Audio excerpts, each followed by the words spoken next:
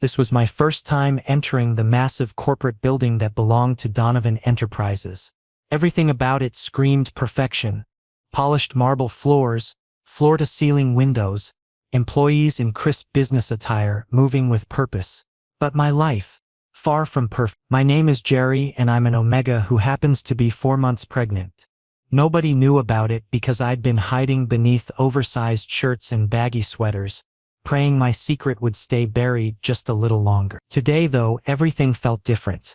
Heavier, more precarious. I pushed through the glass doors of the employee cafeteria, my stomach twisting with nausea that had nothing to do with morning sickness. The space was huge, filled with round tables and the low hum of conversation. Senior executives occupied the section near the windows, the prime real estate with the best natural light and leather chairs. I wasn't supposed to be there.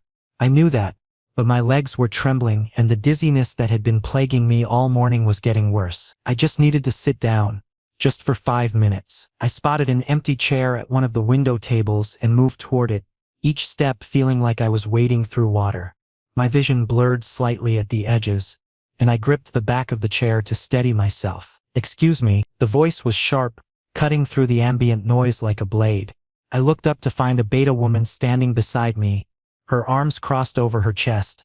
She had perfectly styled blonde hair pulled into a tight bun, immaculate makeup and eyes that assessed me with cold judgment. "You can't sit here," she said, her tone dripping with authority she clearly enjoyed wielding. My throat went dry. I just need to rest for a moment. I'm not feeling well. This section is for senior staff only. She spoke louder now, drawing attention from nearby tables. People were starting to look. Some were pausing mid-conversation, forks hovering over salads, clearly entertained by the unfolding drama. Heat crawled up my neck. I understood the hierarchy. I was a junior assistant, barely visible on the company's organizational chart. But did basic human decency not apply here? I opened my mouth to respond, but the words wouldn't come. My Omega instincts were screaming at me to back down, to avoid confrontation, to make myself small and invisible. I said, "Move." Her voice had turned icy, each syllable enunciated with cruel precision. Several employees had pulled out their phones now, recording, documenting my humiliation for whatever group chat or social media platform they'd post it to later. The room felt like it was closing in on me, the walls pressing inward. I forced myself to stand, but the sudden movement sent another wave of dizziness crashing over me. My knees buckled slightly and I had to grab the edge of the table to keep from falling. That's when I smelled it. Sandalwood. Dark cedar. Something earthy and commanding that made every hair on my body stand on end. An alpha's scent. Not just any alpha. The scent was so potent, so overwhelmingly powerful, that I knew immediately who it belonged to even before I looked up. The cafeteria had gone completely silent. Conversations died mid-sentence. Phones were lowered. Even the beta woman who'd been berating me had frozen, her eyes widening as she stared past me toward the entrance. I turned my head slowly, already knowing what I'd see but needing visual confirmation anyway. Cale Donovan stood in the doorway. He was tall, over 6 feet easily, with broad shoulders that filled out his tailored suit jacket perfectly. Dark hair, sharp jawline and eyes the color of storm clouds that were currently locked onto me with an intensity that made my breath catch. His presence dominated the entire space, an alpha in every sense of the word. Chairman of Donovan Enterprises, one of the most powerful men in the city, and the father of my unborn child. 4 months ago, we'd shared one night together after a charity gala. One night of passion and connection that I thought meant something. But when I woke up the next morning, he was gone. No note, no message, nothing. And in the weeks that followed, he'd acted like I didn't exist, like that night had never happened. Now he was here and his entire body language radiated barely controlled fury. "What?" His voice was low but carried effortlessly across the silent cafeteria. "Did you just say to him?" The beta woman's face had gone pale. She opened her mouth, closed it, then tried again. "Sir, I was just enforcing the seating policy. I don't recall asking about your interpretation of company policy." Cale moved forward, each step deliberate and measured. The crowd parted for him automatically, instinct driving them to clear a path for the dominant alpha. "I asked what you said to him." He was close now, so close I could feel the heat radiating from his body, Smell that intoxicating scent that my omega biology responded to despite my better judgment. My heart was pounding so hard I thought it might melt through my rib cage. The beta woman was stammering now, her earlier confidence completely shattered. He was trying to sit in the senior section and you decided public humiliation was the appropriate response? Kale's tone could have frozen fire. You thought recording someone's distress for entertainment was acceptable workplace behavior? Several people quickly pocketed their phones, suddenly very interested in their lunch trays. Answer me, Kale demanded. I was following protocol, sir. The seating arrangement, the protocol, Kale interrupted, his voice dropping even lower, somehow becoming more dangerous, is that any employee who isn't feeling well has access to any available seat in this building. Did you bother to ask if he was okay? Did you show even a basic level of human concern? Silence. I wanted to disappear, to sink into the floor and vanish. Every eye in the cafeteria was on us now, and I could practically hear the speculation, the rumors that would be spreading through the office before the end of the lunch hour. Pack your belongings, Kale said with deadly calm. Report to Human Resources immediately. You're suspended pending a full review of your conduct. The woman's face crumpled. Sir, please, I didn't mean. Now, she fled. Actually fled, stumbling in her heels as she rushed toward the exit. The cafeteria remained frozen, everyone watching to see what would happen next. Kale turned to face me fully, and for just a moment his expression softened. There was something in his eyes, concern, possessiveness, and beneath it all what looked like guilt. Come with me, he said, and it wasn't a request. It was a command wrapped in concern. I didn't have the strength to argue. Honestly, I didn't have the strength to keep standing. So I nodded, and when he placed his hand on the small of my back to guide me toward the exit, I let him. Behind us, the whispers started immediately. Kale guided me out of the cafeteria with his hand firmly positioned at my lower back. Not pushing, but unmistakably possessive. The gesture wasn't lost on the dozens of employees watching our departure with undisguised hyazi. I could feel their stares burning into my spine, could practically hear the mental notes they were taking for later gossip sessions. We walked through the pristine hallways of Donovan Enterprises in silence. The click of Kale's expensive dress shoes echoed against the marble, a rhythmic counterpoint to my own quieter footfalls. My mind was racing. Why was he doing this? Why now, after 4 months of complete silence, was he suddenly acting like he cared?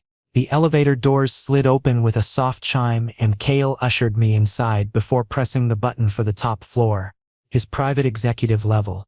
The doors closed, sealing us into the small space together, and the air immediately felt thicker. His scent was overwhelming here, with nowhere for it to dissipate. Every breath I took was filled with sandalwood and cedar, and my omega biology responded despite my confusion and hurt. I kept my eyes fixed on the ascending floor numbers, watching them climb. 10, 15, 20. The silence stretched between us like a living thing, pressing down with almost physical weight. You should have told someone you weren't feeling well, Kale said finally. His voice had lost the dangerous edge it had carried in the cafeteria, replaced by something gentler but no less intense. I laughed, a short, bitter sound that surprised even me. And who exactly should I have told? My supervisor, who's barely acknowledged my existence since I started. The HR department that processes hundreds of complaints a day. Or maybe you, Chairman Donovan, who made it abundantly clear that I don't warrant your attention. The words came out sharper than I'd intended, anger and hurt bleeding through, despite my attempts to stay neutral. 4 months of suppressed emotion were bubbling to the surface, and I couldn't seem to stop them. Kale's jaw tightened. Jerry, don't. I held up a hand, still not looking at him. You don't get to Jerry me. Not after everything. 25. 30. The numbers kept climbing. I know I handled things poorly, he said, and there was genuine regret in his tone. That morning I should have stayed.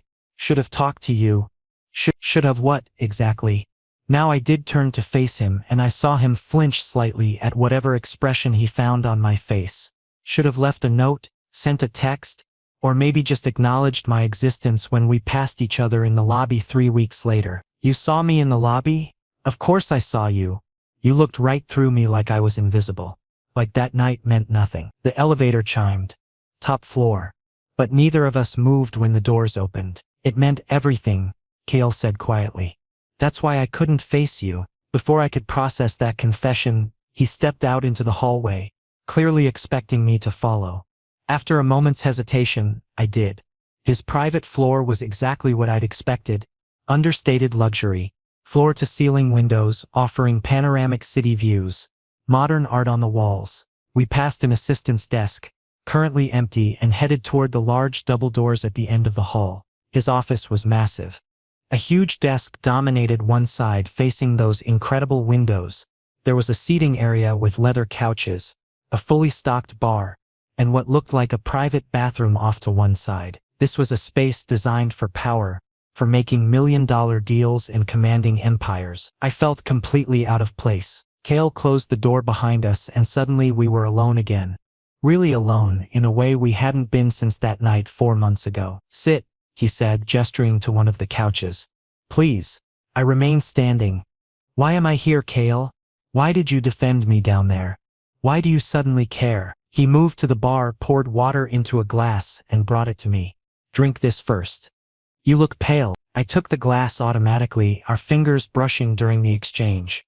The contact sent a jolt through me, that same electric connection I'd felt the first time we touched. I drank the water because my throat was dry and because it gave me something to do with my hands. "I never stopped caring," Kale said once I drained half the glass. He'd moved to stand by the windows, putting distance between us. His hands were in his pockets, shoulders tense beneath his suit. That's the problem. That night with you, it was supposed to be simple, meaningless, a mutual attraction that we acted on. But it wasn't. At least not for me. My heart was pounding again, but for different reasons now. "When I woke up next to you," he continued, still not looking at me, "I panicked. Because I felt things I had no business feeling for someone I'd just met. Things that complicated everything about my life and my position. So I ran. Like a coward.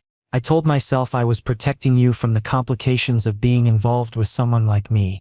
But really, I was protecting myself. From what?" My voice came out smaller than I intended. He turned to face me then, and the raw emotion in his eyes nearly knocked me backward. "From wanting something I couldn't control. From needing someone more than they needed me. From the possibility of being vulnerable with another person." The confession hung in the air between us. I didn't know what to say, how to process this. For 4 months, I'd built up a narrative in my head, that the night had meant nothing to him, that I'd been just another conquest, that my feelings had been one-sided and foolish. "You hurt me," I said finally, because it was the truth and he needed to hear it. "You made me feel used and discarded. Do you understand that?" "Yes." The single word was heavy with regret. "And I'm sorry. Truly, I don't expect forgiveness. But I need you to know that it was never about you not being enough. It was always about me being too afraid to admit what I felt." I set the glass down on a nearby table, my hands trembling slightly. "And what do you feel, Kale? Because I can't do this again. The uncertainty, the mixed signals. I can't survive being ignored and discarded a second time." He crossed the room in 3 long strides, stopping just in front of me, close enough that I had to tilt my head back to maintain eye contact. Close enough that his scent wrapped around me like a physical embrace. "I feel," he said carefully, deliberately, "like I've been incomplete for the past 4 months. Like I made the biggest mistake of my life when I walked away from you. Like seeing you being mistreated in that cafeteria made me want to destroy everyone who'd ever made you feel less than extraordinary." His hand came up, hesitating just inches from my face, silently asking permission. When I didn't pull away, he cupped my cheek gently. "And I feel," he continued, his voice dropping to barely above a whisper, "terrified that I've already lost you." The warmth of Kale's palm against my cheek made it nearly impossible to think clearly.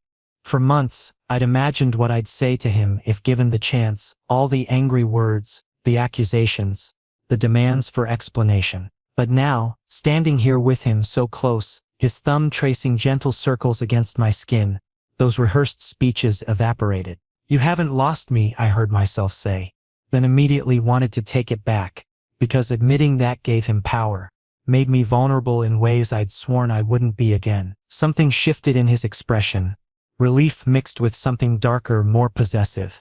"Then why do I smell fear on you? Not fear of me, but something else." My stomach dropped. The scent blockers. They'd been working for weeks, masking the telltale changes in my omega scent that pregnancy caused. But today, with the stress and the dizzy spell and nearly fainting in the cafeteria, my body's defenses must have weakened. I don't know what you're talking about, I said. But even I could hear how unconvincing it sounded. Kale's other hand came to rest on my waist, and I felt him tense as his palms settled against the slight curve of my stomach that I'd been so carefully hiding. His eyes widened fractionally. Jerry. My name was half question, half realization. Are you? Don't. I stepped back, breaking the contact, and his hands fell to his sides. Don't ask questions you're not ready to hear the answers to. But he was an alpha, and a perceptive one at that. I watched the pieces click into place behind his eyes. The loose clothing, my avoidance of him, the reason his intervention in the cafeteria had felt so viscerally necessary to him. His alpha instincts had recognized what his conscious mind hadn't. How long? He asked, his voice eerily calm. That's none of your concern. How long? 4 months, I said flatly, give or take. The math was simple enough. There'd been no one else before or since that night. Kale would figure that out immediately. It's mine. Not a question. A statement of absolute certainty. Biologically, yes. In any other meaningful way, no. This baby is mine. My responsibility. My future. You made your choice 4 months ago when you left without a word. Kale's expression went through several rapid changes. Shock, wonder, fierce protectiveness, and then something that looked almost like pain. You've been dealing with this alone? For 4 months? Working full-time? Hiding it, managing everything by yourself? What choice did I have? The anger was building now, hot and righteous in my chest. You made it perfectly clear that you wanted nothing to do with me. Was I supposed to show up at your office and announce my pregnancy? Trap you into some obligation you'd resent? No, I decided the moment I saw that positive test that this child would be wanted and loved, even if that meant doing it on my own. Trap me? Kale's voice rose slightly. You think I'd see my own child as a trap? I think you ran away from me after one night together, because you couldn't handle basic emotional connection. A baby is considerably more complicated than that. He flinched like I'd struck him, and I felt a small, petty satisfaction at landing the blow. You're right, he said after a long moment. I ran. I was a coward. But Jerry, if you'd known what? You would have stepped up out of obligation? Duty? That's not what I want for my child. They deserve better than a father who's only present because he has to be. Our child, Kale corrected firmly. And it wouldn't be obligation. Don't you understand?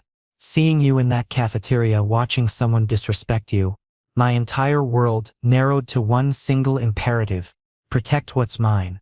I didn't know about the pregnancy then, that instinct, that need to defend you.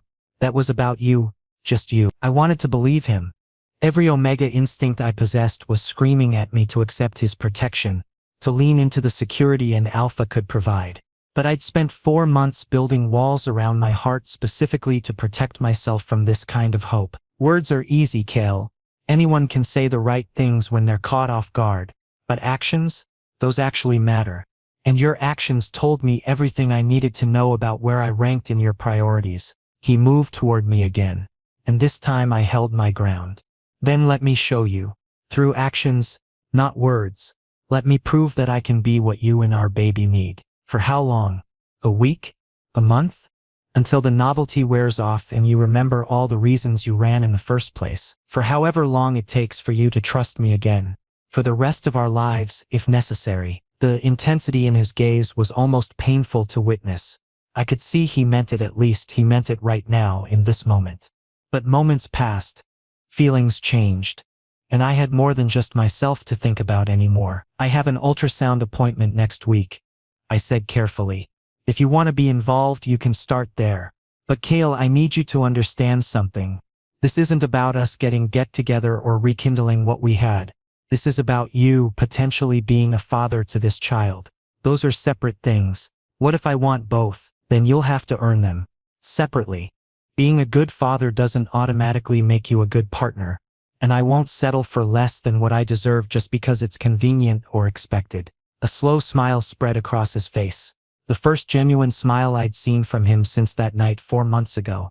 You've gotten stronger, more confident. It suits you. Pregnancy has a way of clarifying priorities. I said dryly. When you're responsible for another life, You don't have the luxury of being weak. You were never weak, Jerry. But I'm glad you see your own strength now. He pulled out his phone. Text me the details of your appointment. I'll be there. And Jerry? I don't know how to be a father. I don't know if I'll be any good at it.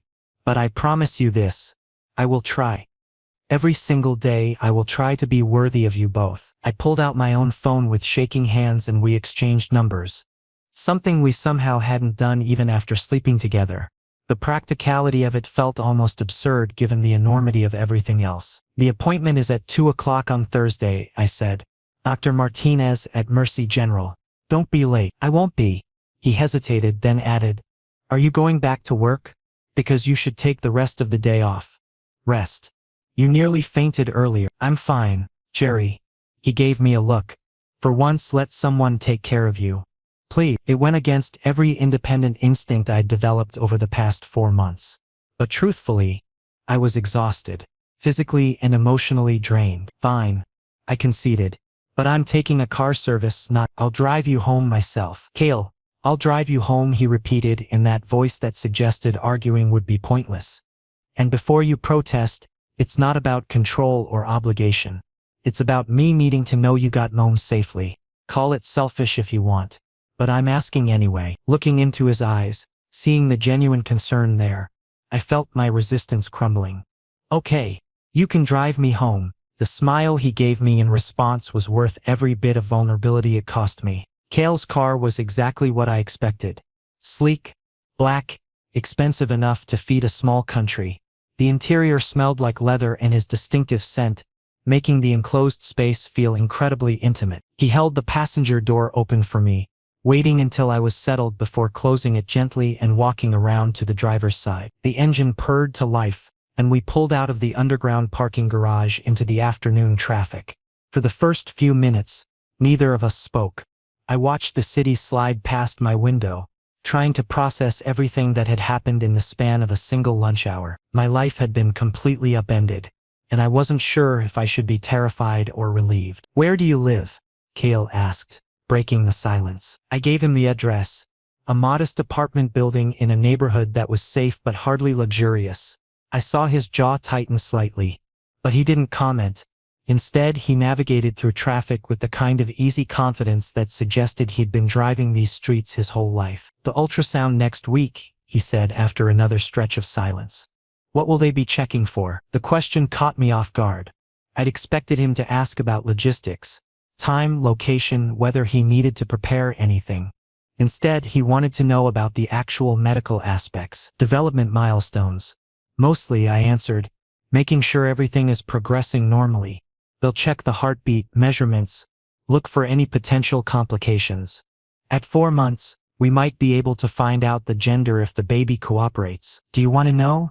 He glanced at me briefly before returning his attention to the road. The gender, I mean. I'd been avoiding thinking about that question. I haven't decided. Part of me wants to know so I can prepare, but another part likes the mystery of it. We don't have to decide now. His hand moved from the gear shift toward me, hesitating in the space between us. We can wait until the appointment and see how we feel in the moment. The casual use of we sent a flutter through my chest that I tried to ignore. This was too much, too fast. A few hours ago, he'd been a stranger who'd abandoned me. Now he was talking about shared decisions and future plans, like we were an established couple. Kale, we need to establish some boundaries here. Boundaries. He repeated the word like it was foreign to him. Yes. Just because you're involved with the pregnancy doesn't mean you get to make decisions about my life. I appreciate the offer of a better position at work, but I need to think about it. I need to consider whether accepting favors from you is the right choice. His knuckles went white on the steering wheel. Favors? Jerry, this isn't about favors or charity. You're talented at what you do. I've seen your work. The only reason you're stuck in a junior position is because you've been overlooked. I'm simply correcting an injustice you only noticed because I'm carrying your child. That's not. He stopped himself, taking a deep breath. You're right. I should have noticed before. Should have paid attention to a lot of things before. But I'm trying to do better now. Trying to be better. We pulled up to a red light and he turned to face me fully. Tell me what you need, what boundaries you want. I'll respect them, But Jerry, please don't shut me out completely. Give me a chance to prove I'm serious about this. The vulnerability in his expression made my resolve waver. I need time. Time to process everything. Time to figure out if I can trust you again. The ultrasound appointment, you can come to that. But everything else? We take it slow. No grand gestures. No sweeping me off to your penthouse. No public announcements until I'm ready. Okay. The agreement came immediately. Without argument. Slow. I can do slow. Though I have to admit, patience isn't my strong suit. I noticed, I said dryly. The corner of his mouth twitched into an almost smile. Fair enough. The light turned green and we continued driving. My apartment building came into view all too soon. A plain brick structure that had seen better decades. Cale pulled into a visitor parking spot and turned off the engine. Let me walk you up, he said. That's not necessary. Please. He was already out of the car, coming around to open my door. Indulge me this much at least. I didn't have the energy to argue.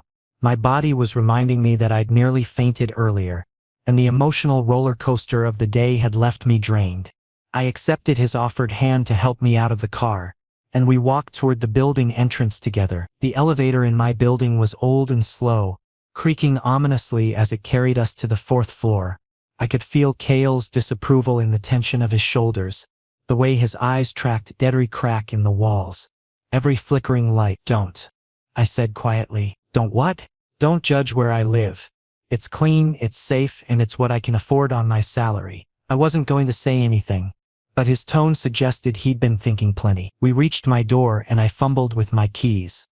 Cale stood close enough that I could feel his warmth, but he didn't crowd me. When I finally got the door open, he made no move to follow me inside. Thank you for driving me home, I said, turning to face him in the doorway. Jerry. He reached out, his fingers barely grazing my cheek. Can I ask you something? That depends on the question. That night we spent together, did it mean anything to you? Or was I alone in feeling like something significant had happened? The question hung between us, loaded with implications. I could lie, could protect myself by claiming it had been meaningless. But I'd spent 4 months lying to myself about my feelings and I was tired of it. It meant something, I admitted quietly. More than I wanted it to. That's why it hurt so much when you left. His expression shifted, relief and regret, warring for dominance. I'm going to make this right. However long it takes, whatever I have to do. I'm going to prove to you that I'm worth a second chance. We'll see. I stepped back into my apartment. Thursday, 2 o'clock. Don't be late. I won't be. He started to turn away, then paused. Jerry, take care of yourself. And if you need anything at all, call me. Day or night. I nodded, not trusting my voice, and closed the door. Through the peephole, I watched him stand there for a long moment before finally walking back toward the elevator. Inside my apartment, I leaned against the door and let out a shaky breath. My phone buzzed, a text from Kate. Thank you for giving me a chance. Sleep well. Simple. Straightforward. No pressure. I saved his number in my contacts, staring at his name on the screen. Cale Donovan. The father of my child. The man who'd broken my heart and now wanted to mend it. Only time would tell if he was capable of following through on his promises. Thursday arrived faster than I expected. The intervening days had been surreal. Cale texted me every morning with simple check-ins. How are you feeling? Did you sleep well? Have you eaten? Nothing pushy or invasive. Just consistent presence that felt both comforting and unsettling. I'd taken the afternoon off work, which had required explaining to my supervisor why I needed the time.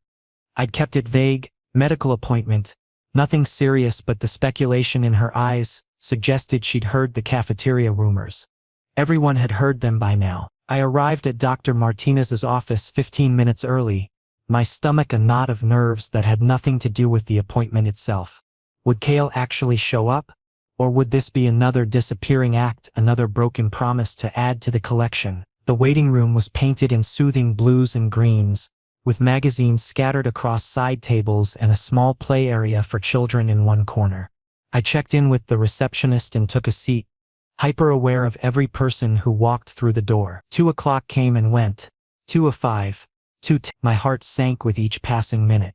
Of course he wasn't coming. This whole thing had been a fantasy, a temporary burst of guilt-driven responsibility that would fade as quickly as it had appeared. I should have known better than to hope. The door swung open and Kale strode in, slightly out of breath and carrying a coffee cup holder with 2 drinks. "I'm sorry," he said immediately, crossing to where I sat. "Traffic was a nightmare, and I stopped to get you decaf.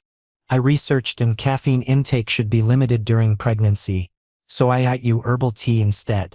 I hope chamomile is okay." He'd researched pregnancy nutrition. He'd brought me tea. He was here, flustered and apologetic and very much present. "Chamomile is fine," I managed, accepting the warm cup. "Thank you, Jerry." A nurse appeared in the doorway leading to the examination rooms. "Dr. Martinez is ready for you." I stood and Kale immediately moved to my side. "Is it okay if I come in? That's why you're here, isn't it?" The nurse led us down a hallway to a small examination room. She took my vitals, blood pressure slightly elevated but within acceptable range, and asked me a series of questions about symptoms, diet, and any concerns I had. Kale listened intently to every word, and I caught him typing notes into his phone at one point. "Are you seriously taking notes?"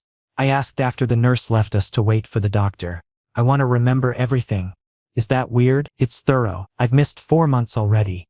I don't want to miss anything else." He reached for my hand, then seemed to think better of it and pulled back. "Sorry. Boundaries. You can hold my hand," I said quietly. "Just don't read too much into it." His fingers intertwined with mine, warm and steady. The contact sent that familiar electric current through me, the bond between alpha and omega that biology insisted we acknowledge even when logic suggested caution. Dr. Martinez entered, a woman in her 50s with kind eyes and an efficient manner. She greeted me warmly, then turned her attention to Kale with professional curiosity. "And you must be the father. Kale Donovan." He stood to shake her hand. "Thank you for seeing us. Let's take a look at how everything is developing, shall we?" Dr. Martinez gestured for me to lie back on the examination table.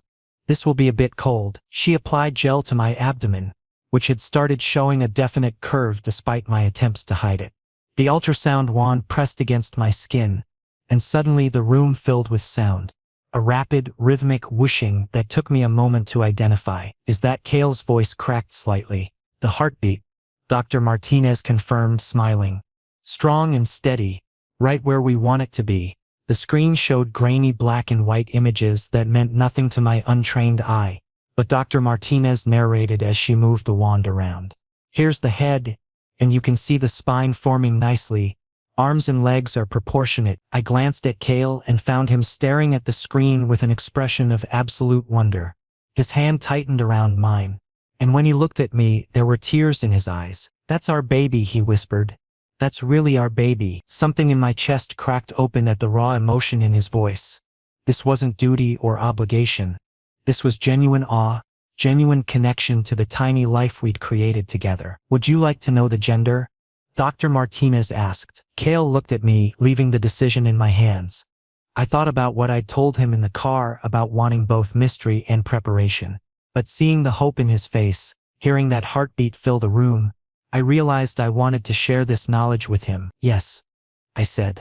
"We want to know." Dr. Martinez moved the wand slightly, studying the screen.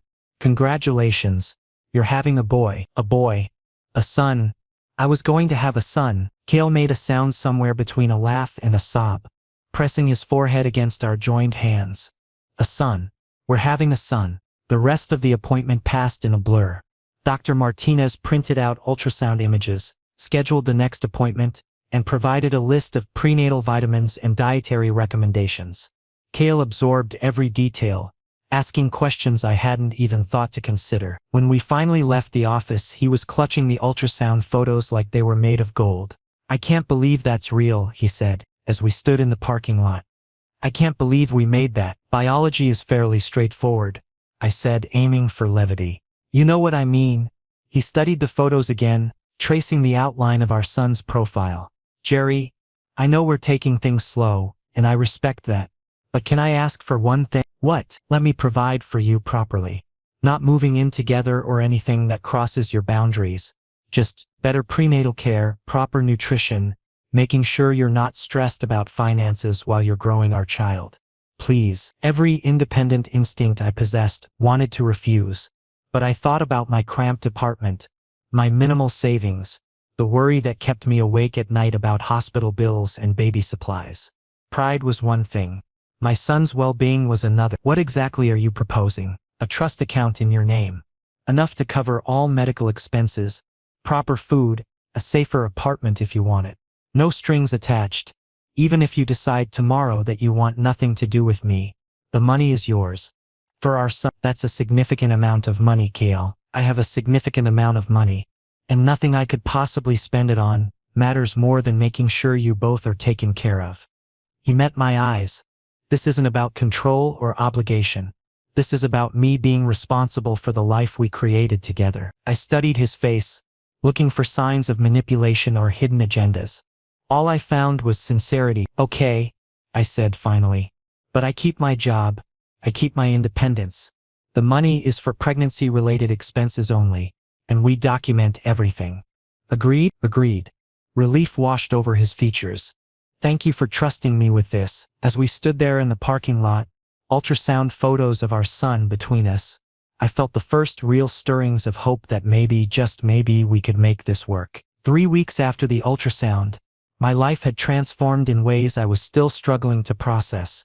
The trust account Kale established turned out to be more than generous, enough that I'd moved to a better apartment in a building with actual security and an elevator that didn't sound like it was plotting my death. The new place had 2 bedrooms, one of which I'd started tentatively thinking of as the nursery. Kale had kept his promise about boundaries.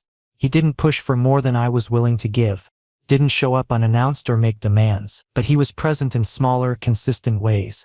Weekly dinner meetings where we discussed baby preparations, texts with articles about child development, packages delivered to my door containing pregnancy books he thought I might find useful. The office situation had been more complicated. The cafeteria incident had made me somewhat infamous, and despite Kale's protective declaration, people still whispered. Some treated me with newfound respect tinged with fear. Others viewed me with barely concealed resentment, convinced I'd slept my way into favor. I declined the position on his strategic team, opting instead for a lateral move to a different department that came with better pay and responsibilities I'd actually earned. Kale had supported the decision without argument, though I could tell it frustrated his alpha instincts to not have me closer. Today, however, was different. Today, Kale had asked if he could help set up the nursery, and I'd agreed.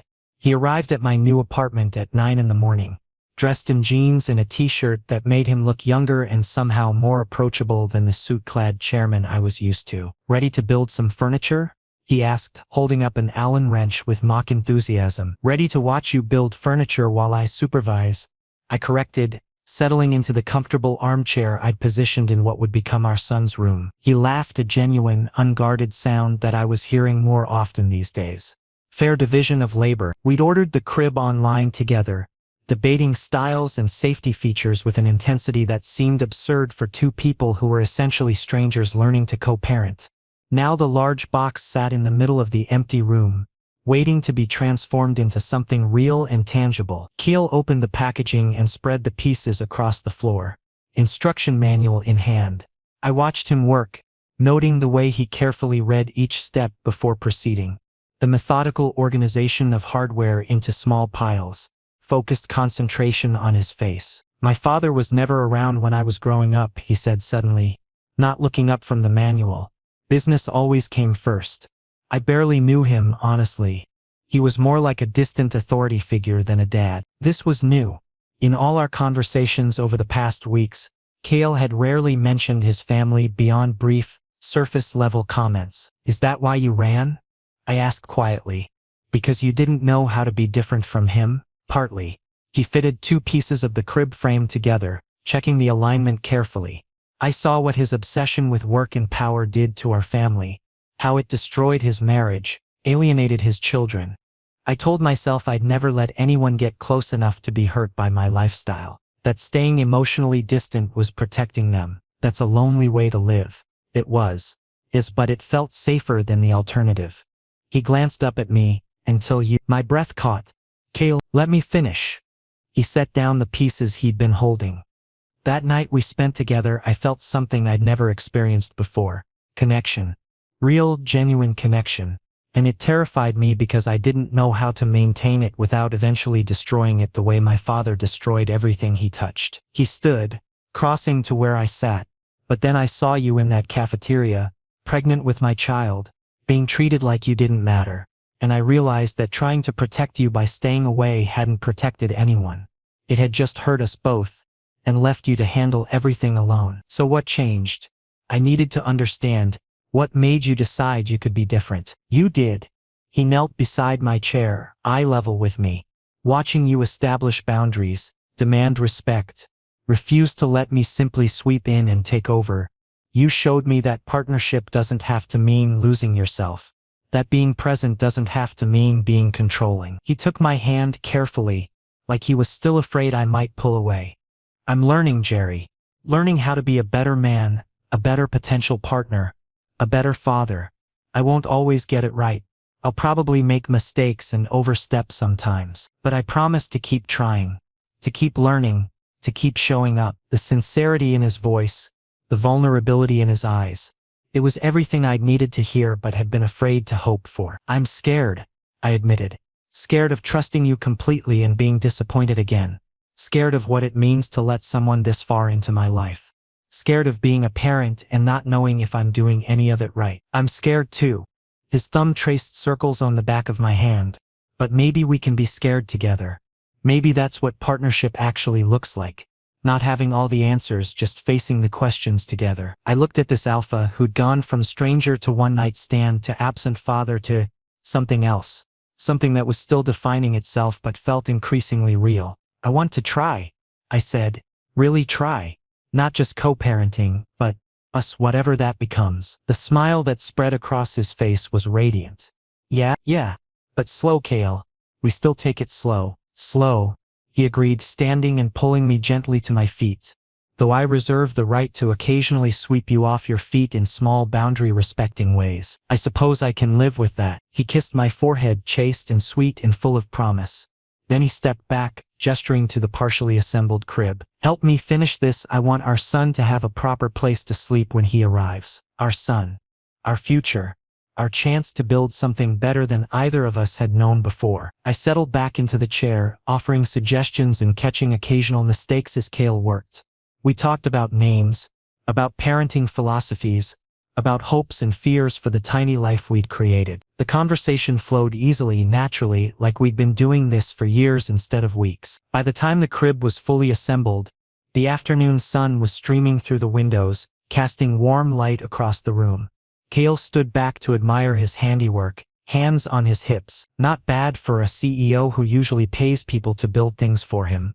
I teased. Wait until you see me attempt to change a diaper. That'll be truly entertaining. I'm looking forward to it. He crossed to me again, and this time when he reached for my hand, I met him halfway. Thank you, he said softly, for giving me this chance.